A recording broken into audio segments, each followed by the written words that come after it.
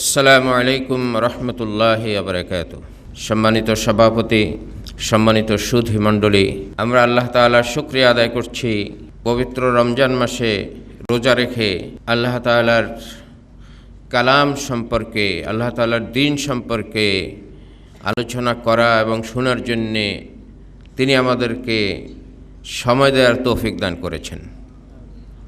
আল্লাহ তাআলা আমাদের এই সময়কে কবুল করুন। আজকের বিষয়টি ইসলাম পূর্ণাঙ্গ জীবন ব্যবস্থা। এই বিষয়টি সিলেক্ট করা হয়েছে কতগুলো বিষয়কে সামনে রেখে।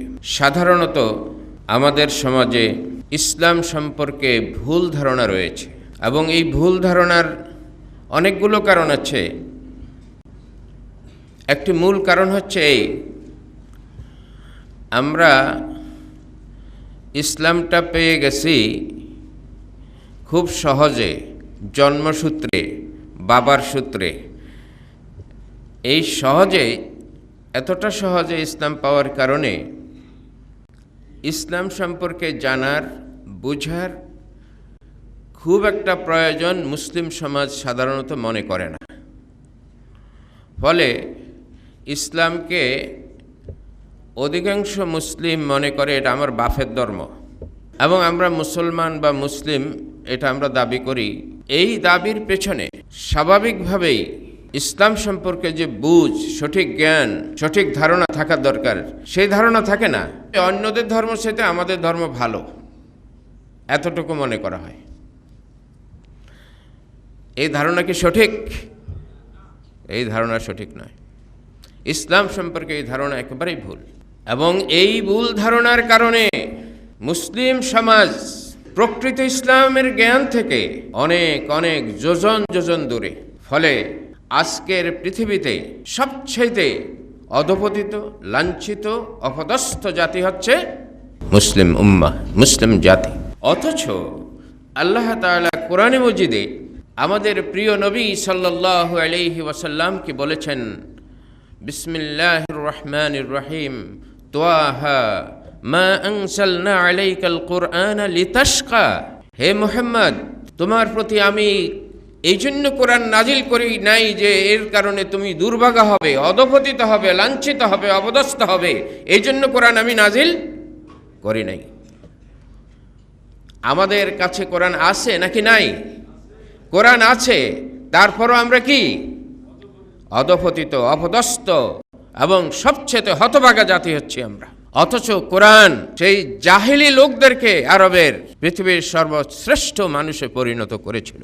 যেই কোরআন ৬ষ্ঠ শতাব্দীর প্রথম দিকে পৃথিবীর নিরক্ষর মানুষদেরকে পৃথিবীর শ্রেষ্ঠ মানুষে পরিণত করেছিল, শ্রেষ্ঠ উম্মতে পরিণত করেছিল, সেই কোরআনই কি আমাদের কাছে নাই, বর্তমান নয়?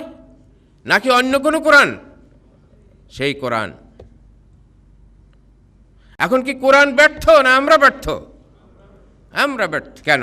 সেই কোরআন আমাদের কাছে আছে। যেই কোরআন মুসলিম উম্মাকে এতটা উপরে উঠিয়েছিল যে মুসলিম উম্মার ভয়ে রোম সাম্রাজ্য, পারস্য সাম্রাজ্য ভীত সন্ত্রস্ত ছিল এবং ভেঙ্গে চুরমার হয়ে খান খান হয়ে গিয়েছিল।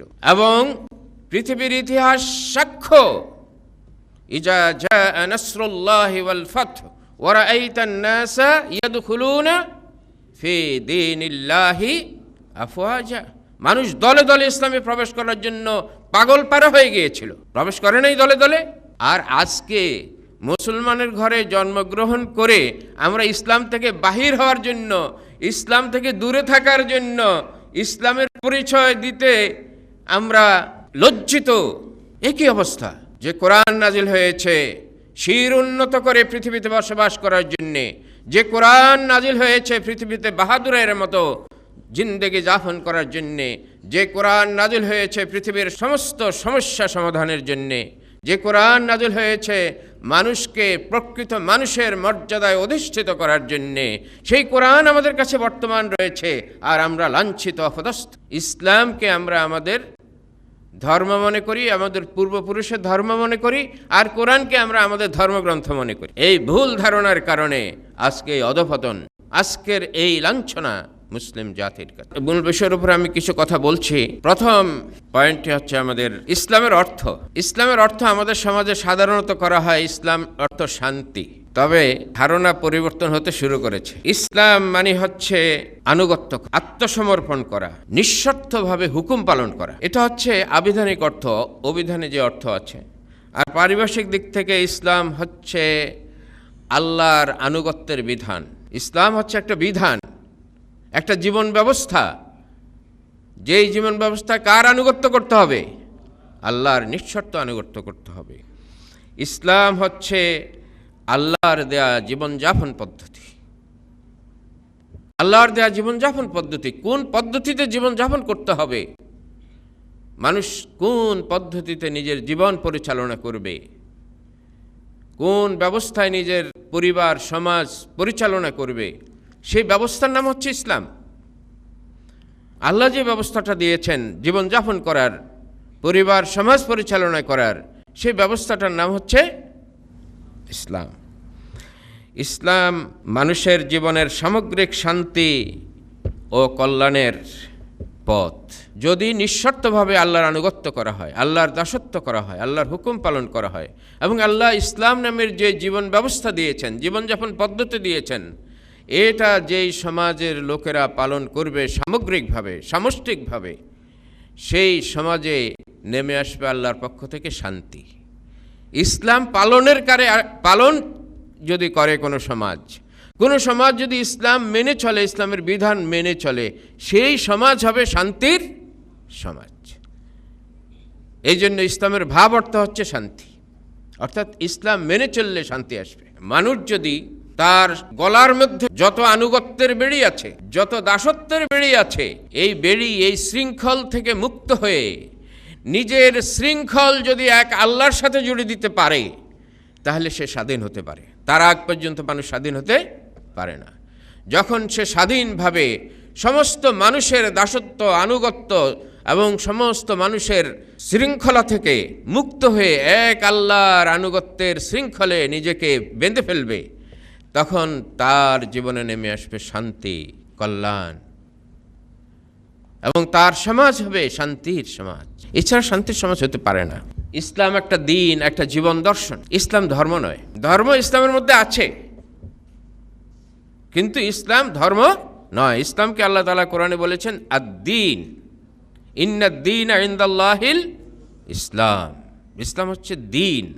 দিন মানে হচ্ছে জীবন দর্শন, দিন মানে হচ্ছে জীবন বিধান, জীবন ব্যবস্থা, জীবনযাপন পদ্ধতি। ইসলামের মূল দৃষ্টিভঙ্গি হলো তাওহীদে ঈমান। তাওহীদে ঈমান, তাওহীদ মানে হচ্ছে আল্লাহর একত্ব, আল্লাহ এক, অদ্বিতীয়, সর্বশক্তিমান। ইসলাম এক আল্লাহর কর্তৃত্ব ও সার্বভৌমত্বের জীবন ব্যবস্থা। ইসলামী জীবন ব্যবস্থার মূল কথা হচ্ছে সৃষ্টি যার, বিধান তার। মানুষকে সৃষ্টি করেছেন কে? আল্লাহ। সুতরাং মানুষের উপরে বিধান চলবে আল্লাহর, তাহলেই মানুষ শান্তিতে থাকতে পারবে। যে যে জিনিস সৃষ্টি করেছে সেই জিনিসের পরিচালনা পদ্ধতি সম্পর্কে তার চাইতে ভালো জানার কি আর কেউ আছে? হইতে পারে না। মানুষকে সৃষ্টি করেছেন আল্লাহ। মানুষ কিভাবে চললে সুখে থাকবে, শান্তিতে থাকবে, সেটা আল্লাহ ছাড়া আর কেউ জানেন না। পূর্ণাঙ্গ জীবন দর্শন ও জীবন আদর্শ। ইসলাম এমন একটি জীবন দর্শন যেটা মানুষের পুরো জীবনকে নিয়ন্ত্রণ করে, পুরো জীবনকে একই পদ্ধতি দ্বারা ঢেলে সাজাতে চায়। রসুলের নেতৃত্ব, মডেলের অনুসরণ। ইসলামের মূল নেতৃত্ব থাকবে আল্লাহ রসুলের কাছে। রসুল যেভাবে নেতৃত্ব দিয়েছেন, মূলত রসুল হচ্ছেন মডেল ইসলামের। তিনি যেভাবে আল্লাহর হুকুম পালন করেছেন, তিনি যেভাবে আল্লাহর দাসত্ব করেছেন, তিনি যেভাবে আল্লাহর ইবাদত করেছেন, তিনি যেভাবে ব্যক্তিগত জীবন, সামাজিক জীবন, পারিবারিক জীবন যাপন করেছেন, সব মানুষ এই সকল ক্ষেত্রে তাকে অনুসরণ করতে হবে, তাহলে তিনি সত্যিকার মুসলিম হতে পারবেন। দ্বীন ও শরীয়ত। ইসলামের মধ্যে রয়েছে দ্বীন ও শরীয়ত, অর্থাৎ ইসলামের দুইটি ভাগ রয়েছে। একটা হচ্ছে জীবন দর্শন হিসাবে বিশ্বাসগত দিক, আর একটি হচ্ছে ইসলামের জীবন ব্যবস্থা নিয়ন্ত্রণ করার আইন ও বিধান, সেটাকে বলা হয় শরীয়ত। আর ইসলামে রয়েছে সৎ কাজের পুরস্কার এবং অসৎ কাজের শাস্তির নিশ্চয়তা। এগুলো দ্বারা বোঝা যায় যে ইসলাম একটি জীবন দর্শন, একটি ধর্ম নয়। ধর্মের মধ্যে সকল কথা থাকে না। ধর্মের মধ্যে থাকে কতিপয় নীতি কথা, কতিপয় নৈতিকতার বিষয়, ধর্মের মধ্যে সব কিছু থাকে না। সুতরাং ইসলাম একটি জীবন দর্শন, ইসলাম একটি দিন। কোরআনে ইসলামকে বলা হয়েছে দিন। ওয়ারাদিতু লাকুমুল ইসলাম দীনান, দিন হিসাবে ইসলামকে মনোনীত করলাম। এখন দিন মানে কি? কোরআনে আল্লাহ তাআলা অনেকগুলো অর্থে দিন শব্দটি আল্লাহ তাআলা কোরআনে ব্যবহার করেছেন। আমরা সূরা ফাতিহা পড়ি মালিক ইয়াউমিদ্দিন। মালিক মানে তো মালিক, ইয়ামুন মানে হচ্ছে দিবস, আর দিন মানে কি? এখানে দিন মানে হচ্ছে বিচার, প্রতিদান, প্রতিফল। তাহলে প্রতিফল দিবসের মালিক তিনি। তাহলে দিন শব্দের একটি অর্থ হচ্ছে প্রতিফল বা প্রতিদান, প্রতিদান দিবসের মালিক তিনি। আমরা সূরা মাউনে আর আইতাল্লাযী ইউকাজ্জিবু বিদ্দিন, তুমি কই ব্যক্তিকে দেখেছো যে দিনকে অস্বীকার করে? এখানে দিন মানে হচ্ছে প্রতিদান দিবস, যে প্রতিদান দিবসকে অস্বীকার করে। পরকালে যে বিচার হবে, হিসাব হবে, পরকালে যে দুনিয়ার কাজের হিসাব দিতে হবে এই কথা যে অস্বীকার করে, আবার যে পুনরুত্থিত হতে হবে এই কথা যে অস্বীকার করে, তুমি কি তাকে দেখেছো? এটা তো আবু জাহেলদের ব্যাপারে বলা হয়েছে, আবু জাহেল আবু লাহাবদের ব্যাপারে বলা হয়েছে। বর্তমানে কি মুসলিম সমাজে এরকম লোক নাই যারা প্রতিদান দিবসকে অস্বীকার করে, অথচ তারা মুসলিম সমাজের লোক? দিনের আরেকটি অর্থ হচ্ছে আইন। আল্লাহ তাআলা কোরআনে বলছেন আয-যানিয়াতু ওয়াজ-যানি ফাজলিদু কুল্লা ওয়াহিদিম মিনহুমা মিআতা জালদাহ। এরপরে বলছেন ওয়ালা তা'খুযকুম বিহিমা রাফাতুন ফি দীনিল্লাহ, ব্যভিচারী নারী এবং পুরুষদেরকে 100 বেত্রাঘাত করো।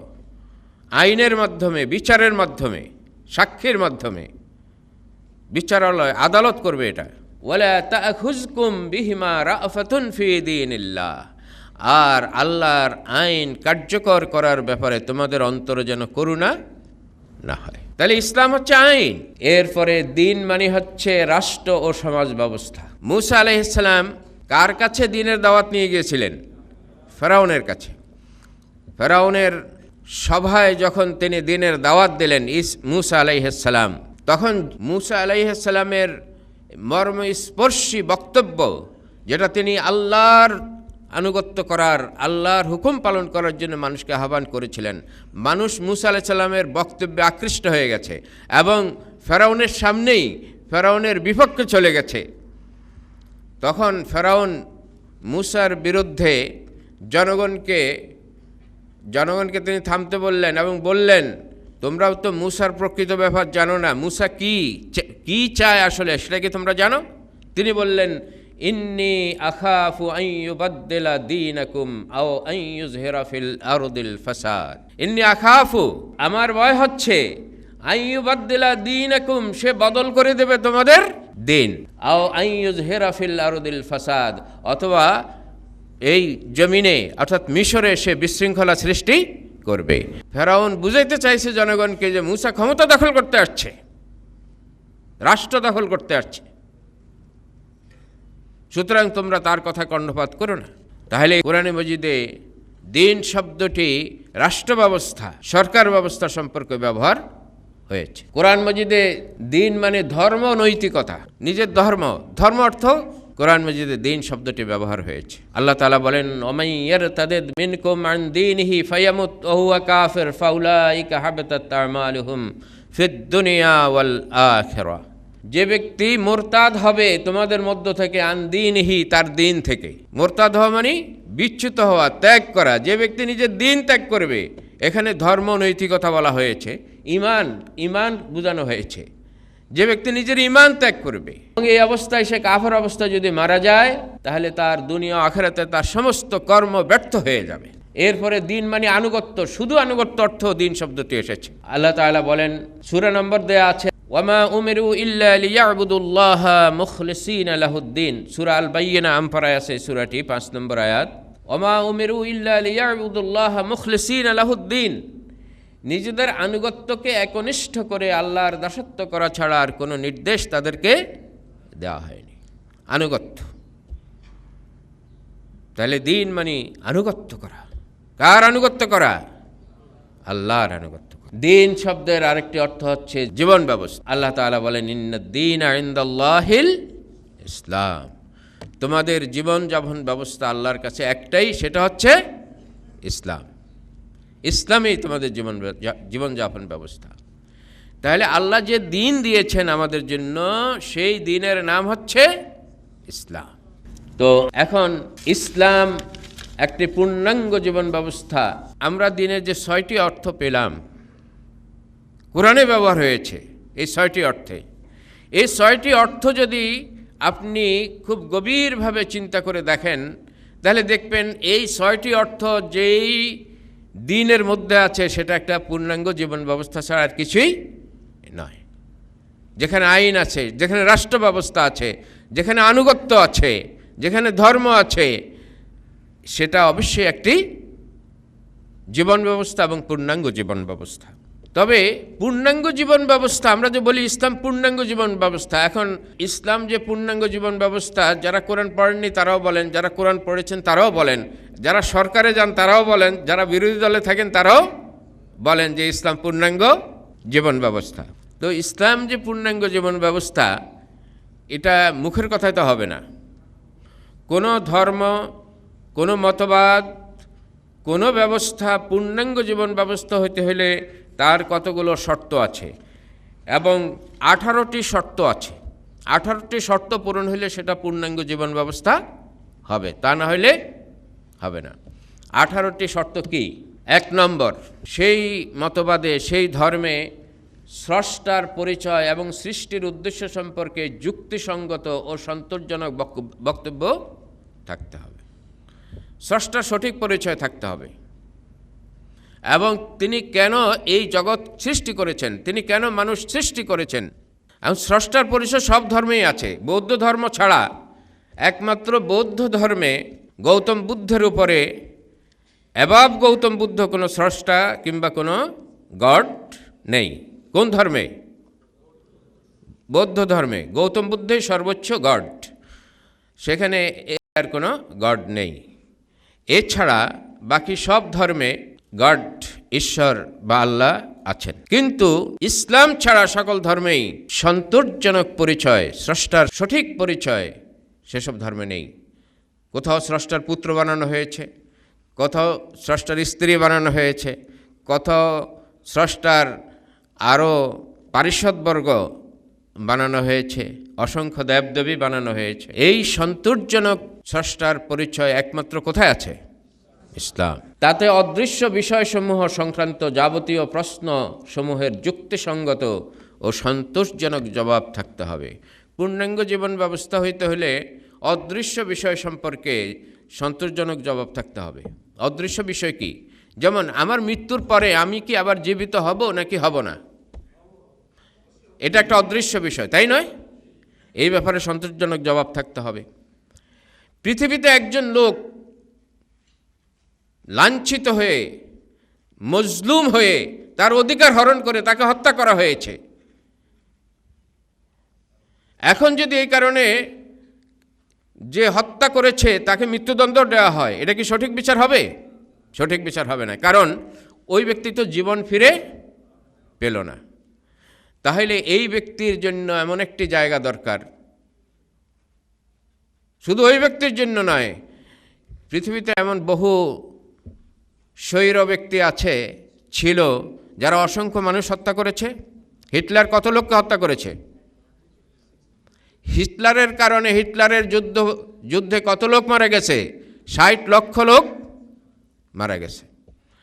তা এখন হিটলারকে যদি মৃত্যুদণ্ড দেওয়া হতো, তাহলে কয়জনের পরিবর্তে হতো? একজনের, এবং সেই ব্যক্তিও তার জীবন ফিরে পেত না। সুতরাং পৃথিবীতে ন্যায় বিচারের কোনো সুযোগ নেই। পৃথিবীতে যদ্দূর বিচার করা হয়, এই বিচারটা হচ্ছে পরবর্তীতে যেন আর কেউ এই ধরনের অন্যায় কাজ না করে, মানুষকে ঠিক পথে রাখার জন্য এই বিচারটা হয়। কিন্তু এটা সত্যিকার ন্যায় বিচার নয়। সত্যিকার ন্যায় বিচার পাওয়ার জন্য একটি জায়গা থাকতে হবে। সেই জায়গাটা হচ্ছে কোথায়? মৃত্যুর পর আখিরাত। সেই জায়গাটা হচ্ছে আখিরাত। এখন যেই জীবন ব্যবস্থায় মানুষের দুনিয়ার জীবনের যার উপরে জুলুম হয়েছে, এই জুলুমের প্রতিশোধ লাভ করার একটি জায়গার কথা বর্ণিত নেই, সেই জীবন ব্যবস্থা কখনো পূর্ণাঙ্গ জীবন ব্যবস্থা হইতে পারে না। যারা ভালো কাজ করেছে তাদের ভালো কাজের সুফল পাওয়ার জন্য, প্রতিদান পাওয়ার জন্য একটি জায়গা থাকার দরকার আছে নাকি নাই? যারা মন্দ কাজ করে তাদের মন্দ কাজের শাস্তি পাওয়ার একটি জায়গা থাকার দরকার আছে নাকি নাই? এই অদৃশ্য বিষয়গুলোর সন্তোষজনক জবাব যেই জীবন ব্যবস্থায় আছে সেটাই পূর্ণাঙ্গ জীবন ব্যবস্থা। মানুষকে কেন সৃষ্টি করা হয়েছে, কে সৃষ্টি করেছে, এই জগতের কোনো স্রষ্টা আছেন নাকি নাই, এটা দৃশ্য না অদৃশ্য বিষয়। এই বিষয়ে সন্তোষজনক জবাব ওই জীবন ব্যবস্থায় থাকতে হবে। মৃত্যুর পর কি হবে সে বিষয়ে সঠিক, যুক্তিসঙ্গত, সন্তোষজনক জবাব থাকতে হবে। মানুষের মৃত্যুর পর কি হবে? মানুষ কি পুনরুত্থিত হবে? মানুষের কি বিচার হবে? মানুষের কি শাস্তি প্রদানের জায়গা আছে? মানুষের কি পুরস্কার লাভ করার জায়গা আছে? এগুলো মানুষের মনের মধ্যে, এই বিষয়গুলো চিন্তার মধ্যে আসে না? এই বিষয়গুলোর সঠিক জবাব যেই জীবন ব্যবস্থায় থাকবে সেটাই হবে পূর্ণাঙ্গ জীবন ব্যবস্থা। সেই জীবন ব্যবস্থা অতীত, বর্তমান, ভবিষ্যৎ এবং গোপন ও প্রকাশ্য সর্বযন্ত্র সর্বজ্ঞানীর প্রদত্ত হইতে হবে। সেই জীবন ব্যবস্থা তো বারবার যদি সংস্করণ করতে হয় তাহলে সেই জীবন ব্যবস্থা পূর্ণাঙ্গ হইতে পারে না। সেটা এমন এক সত্তার, এমন এক মহান সর্বশক্তিমানের প্রদত্ত হইতে হবে, যিনি অতীত জানেন, যিনি ভবিষ্যৎও জানেন, যিনি গোপনও জানেন, যিনি প্রকাশ্য জানেন, যিনি মানুষের ভালো মন্দ সব কিছু তার কাছে একেবারে পরিষ্কার।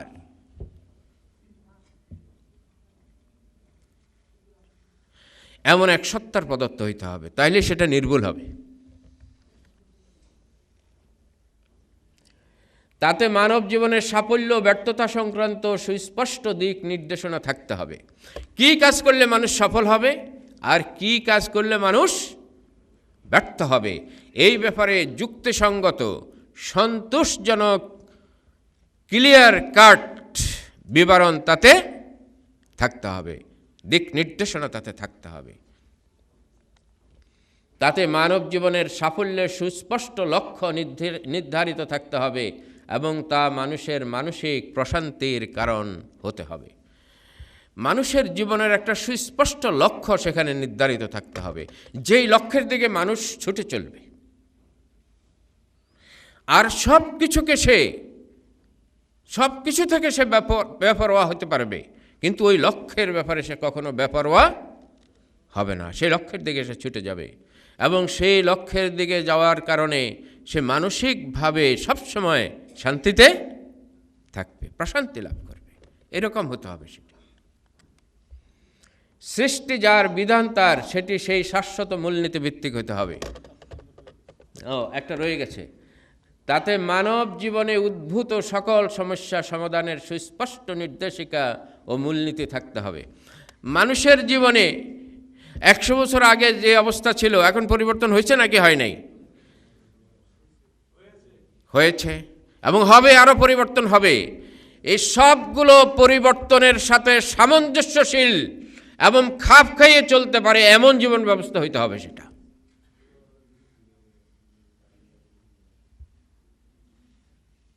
সেটা কখনো স্থবির, স্ট্যাটিক হয়ে থাকতে পারবে না।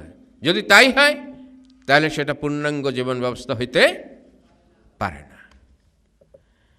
এবং সেটা সৃষ্টি যার বিধান তার, তাই হইতে হবে। যিনি মানুষকে সৃষ্টি করেছেন তার পক্ষ থেকে সেটা আসতে হবে। যদি তাই না হয়, যদি সেটা মানুষের তৈরি হয়, যে মানুষ তার পেছনে কে আছে এটা সে জানে না, যে মানুষ তার স্ত্রীর কি চিন্তা করে কিংবা তার স্বামী কি চিন্তা করে এটা পর্যন্ত সে জানে না, সেই মানুষের মস্তিষ্ক থেকে যদি কোনো বিধান বাহির হয় সেটা মানুষের কল্যাণকর হতে পারে না। তাতে মানুষের জৈবিক, নৈতিক ও আধ্যাত্মিক চাহিদা পূরণের বিধি ব্যবস্থা থাকতে হবে। সেটা শুধু অর্থনৈতিক চাহিদা পূরণ করলেই হবে না, শুধু রাজনৈতিক চাহিদা পূরণ করলেই হবে না। মানুষের আত্মার খোরাক সেখানে থাকতে হবে, মানুষের নৈতিক বিধি ব্যবস্থা সেখানে থাকতে হবে, মানুষের জৈবিক চাহিদা পূরণের নিয়ম বিধান তাতে থাকতে হবে, তাইলেই সেটা পূর্ণাঙ্গ জীবন ব্যবস্থা হবে। কোথায় আছে? একমাত্র ইসলাম। তাতে জীবনের সকল বিভাগ পরিচালনার মূলনীতি ও নির্দেশিকা থাকতে হবে। পারিবারিক, সামাজিক, অর্থনৈতিক, রাজনৈতিক, আইনি, আন্তর্জাতিক সহ সকল বিষয়ের মূলনীতি ও দিক নির্দেশনা সেখানে থাকতে হবে। কোন মতবাদ আছে পৃথিবীতে, কোন জীবন দর্শন আছে, কোন জীবন ব্যবস্থা আছে পৃথিবীতে, এই সবগুলো দিকের এই সবগুলো বিভাগের মূলনীতি এবং দিক নির্দেশনা দিয়েছে একমাত্র ইসলাম ছাড়ার কোথাও। সেটি সার্বজনীন বা সকল মানুষের উপযোগী হইতে হবে। সেটা শুধু সৌদি আরবের লোকদের উপযোগী হইলে হবে না, সেটা শুধু রাশিয়ার লোকদের উপযোগী হইলে হবে না, সেটা শুধু চাইনিজদের উপযোগী হইলে হবে না, সেটা শুধু আমেরিকানদের উপযোগী হইলে হবে না, শুধু ব্রিটিশদের উপযোগী হইলে হবে না, শুধু বাঙালিদের উপযোগী হইলে হবে না। সেটা পৃথিবীর ধর্ম, বর্ণ, জাতি, গোত্র নির্বিশেষে, ভাষাভাষী নির্বিশেষে সকল মানুষের উপযোগী জীবন ব্যবস্থা হইতে হবে, তাহলেই সেটা পূর্ণাঙ্গ জীবন ব্যবস্থা হবে। সেটির অনুশীলন ও অনুসরণ করার এবং বাস্তবায়ন করার উপযোগিতার নমুনা বা মডেল থাকতে হবে। সেটা একটা কিতাবী দর্শন হইলে হবে না। কিতাবী মতবাদ আছে না? পৃথিবীতে অনেক কিতাবী মতবাদ আছে, যেমন হেগেলীয় দর্শন, ফ্রয়েডের দর্শন, কার্ল মার্কসের দর্শন, আরও অনেক দর্শন আছে। এগুলো কিতাবী। বাস্তবে এগুলো চালাইতে গেলে ইঞ্জিন স্টার্ট হয় না।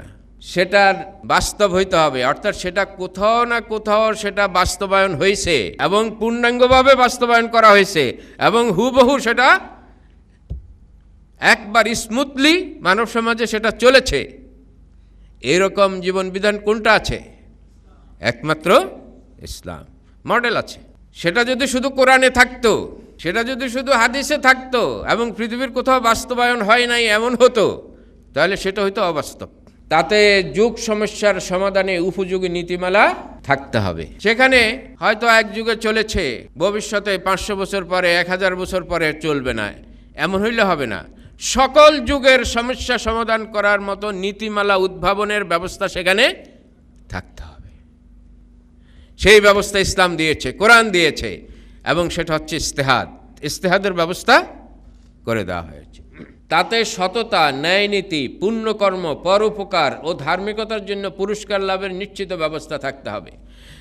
যারা সেই বিধান মেনে চলে, যারা সেই জীবন ব্যবস্থার অনুসরণ করে, যারা সৎ, ন্যায়নীতি, পুণ্যকর্ম, পরোপকার এবং ধার্মিকতার ভিত্তিতে জীবনযাপন করে, এবং এটা করতে গেলে জীবনে অনেক কিছু থেকে বঞ্চিত হইতে হয়, লাঞ্ছিত হইতে হয়, নির্যাতিত হতে হয়, মজলুম হইতে হয়, তা করেও তারা তাদের ধার্মিকতা, তাদের সততা, তাদের ন্যায়নীতি তারা টিকিয়ে রেখেছে, এর উপরে প্রতিষ্ঠিত ছিল। এদের মৃত্যুর পরে পুরস্কার পাওয়ার কোনো সুযোগ আছে কি নাই, এই ব্যাপারে যদি অস্পষ্টতা থাকে, তাহলে কেউ কি সৎ হয়ে চলবে? কোনো মানুষ সৎ হয়ে চলবে না। সেখানে ক্লিয়ার কাট বক্তব্য থাকতে হবে যে হ্যাঁ, পুরস্কার লাভের ব্যবস্থা আছে। তাতে অন্যায়, অপরাধ, দুষ্কর্ম, পাপাচার, জুলুমের জন্য উপযুক্ত শাস্তি ও দণ্ডের নিশ্চয়তা থাকতে হবে। যারা মন্দ কর্ম করবে তারা যে অকাট্যভাবে দণ্ড, শাস্তি ও আযাব লাভ করবে, এই ব্যাপারে অকাট্য যুক্তিসঙ্গত বক্তব্য সেখানে থাকতে হবে। আছে ইসলামে না নাই? একমাত্র ইসলামই আছে। সেটির একজন সার্বভৌম এবং সর্বশক্তিমান অথরিটি থাকতে হবে। একজন অথরিটি থাকবে যিনি সার্বভৌম, শুধু তার ইচ্ছায়, শুধু তার নির্দেশে, তার হুকুমে সব কিছু চলবে। একমাত্র কোথায় আছে এটা? ইসলাম। তিনি কে? আল্লাহ রাব্বুল আলামিন। তার সম্পূর্ণ অবিকৃত শাশ্বত সোর্স অফ নলেজ থাকতে হবে। সেটা জীবন ব্যবস্থায় হইলেই হবে না, সর্বযুগে, সর্বকালে, কিয়ামত পর্যন্ত সেই জীবন ব্যবস্থার একটা সোর্স অফ নলেজ থাকতে হবে, অবিকৃত। কোনো সংস্করণ হয় নাই, সংস্কার করার প্রয়োজন হয় নাই, অবিকৃত সোর্স অফ নলেজ সেখানে থাকতে হবে। কোন মতবাদের আছে? একমাত্র ইসলাম।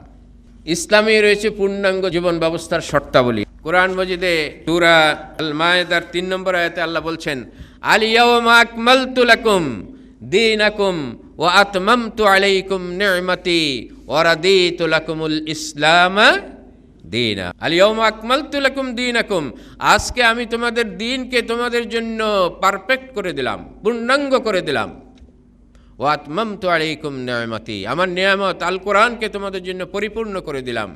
ওয়া রাদিতু লাকুমুল ইসলাম দীনা, এবং তোমাদের জন্য ইসলামকে জীবন ব্যবস্থা হিসাবে মনোনীত করলাম। একমাত্র ইসলামে সবগুলো আছে। ইসলামের পূর্ণাঙ্গতা ও সামগ্রিকতা আপনি আল কোরআন ও সুন্নাহ পাঠ করে দেখুন, অবশ্যই দেখবেন একমাত্র ইসলামে রয়েছে মানুষের বিশ্বাসগত পূর্ণাঙ্গতা। যে কোনো অদৃশ্য বিষয় চিন্তা করবেন, সেটার দিক নির্দেশনা ইসলামে রয়েছে। জীবনের অখণ্ডতার ধারণা। পৃথিবীতে যত মতবাদ আছে, জীবনকে অখণ্ডভাবে তারা চিত্রায়িত করতে পারে নাই। পৃথিবীতে এমন মতবাদ আছে, ধর্ম পালনে শুধু আল্লাহর সাথে সম্পর্ক থাকবে, কিন্তু সংসদ ভবনে গেলে আল্লাহর সাথে কোনো সম্পর্ক থাকবে না।